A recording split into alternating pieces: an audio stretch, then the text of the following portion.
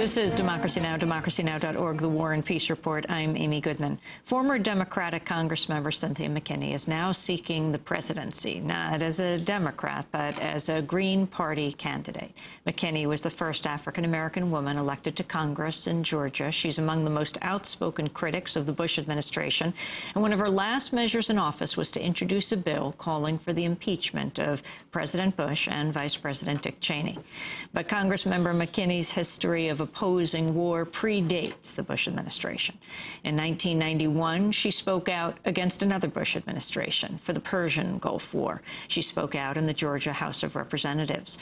But McKinney left the Democratic Party late last year after serving 6 terms in Congress. She said the Democrats had become, quote, no different than their Republican counterparts. Today, she hopes to be the Green Party nominee for president. Cynthia McKinney joining us here in our Firehouse studio. Welcome to Democracy Now! Welcome to New York. What were you doing last night when the Giants won? Oh, very interesting question, because while I guess much of America was captivated by the Super Bowl, I was with people who were trying to form a support committee to support the aspirations and the votes of people in Latin America who have really produced change by the power of the ballot. And looking at supporting Evo Morales in Bolivia and Hugo Chavez, of course, in Venezuela. But, of course, we've also got Daniel Ortega now in Nicaragua. So we've had a succession of successes, really, demonstrating that it is possible to vote one's fears and to vote one's dreams and hopes and aspirations and win. And that's what Latin America has shown us. That's what Haiti actually shows us. And so if we can look at what the Haitian people are doing, people in Latin America are doing, then we have to also say to ourselves, let us vote our dreams and our hopes and our aspirations for our country. How did you go from Democratic Party to Green Party? It's a very good question. And, of course, you know, I have now been to 22 states across our country, and I ask people who come to my events to hear me, what exactly was your tipping point? And so I've learned that there is a community of people who have found that life is possible outside of the two-party paradigm. They have searched for resolution of issues that are of grave concern to them, and they have not found it within the two-party system. But that has sometimes meant that they would withdraw from the electoral process altogether. And so we have a whole huge swath of the potential electorate who don't even vote at all. And starting in 1968, many of them have said that the treatment of the Democratic Party, of people, their children, basically, who were outside of the Democratic National Convention and who wanted only to express their opposition to the Vietnam War, that was a tipping point for them. Others have said that 911 truth is a tipping point for them. The failure of the Democratic Party to support impeachment, which is really the ultimate form of accountability in our system, is a tipping point for them. And then, of course, we have this huge population of the African-American community that has decided to withdraw itself completely from the electoral process. And Hurricane Katrina was like the last straw. And so what we now want to do is to bring those people back in and to demonstrate to them that it is possible for us once again to have this community of conscience of people who are willing to participate in the process and to make that participation based on shared values. And our values are first and foremost peace.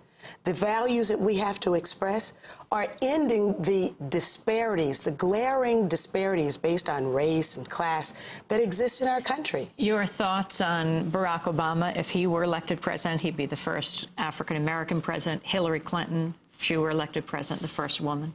you know that as an African American and as a woman, I am extremely excited by the prospect that our country can make history.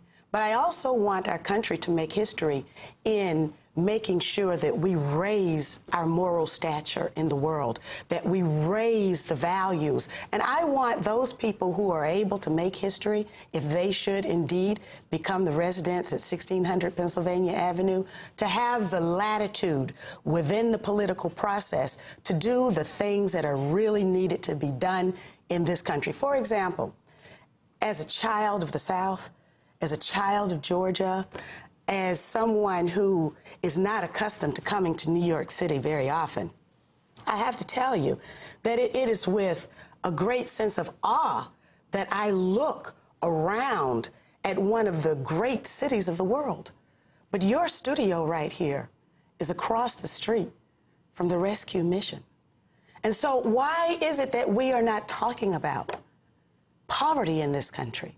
Why is it that we're not talking about cutting the money that we give to the Pentagon?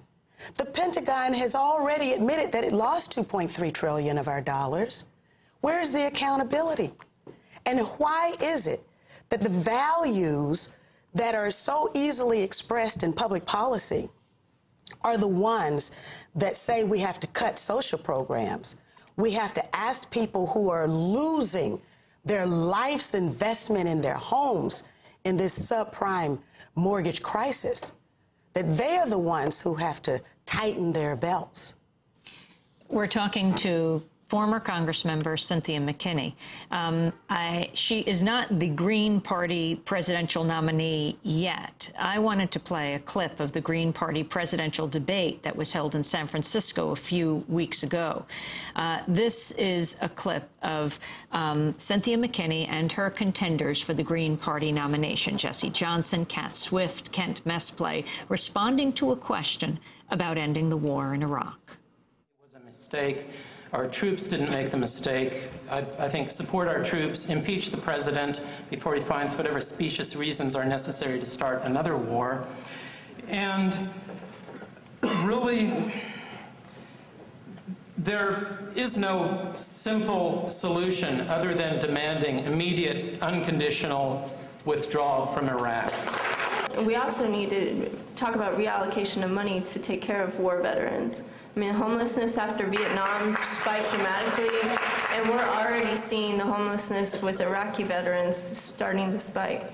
And there are very few mental health services for veterans in this country, and VA benefits are decreasing daily. We step away from this disaster capitalism that we're investing in this nation. As I said, we demilitarize the economy.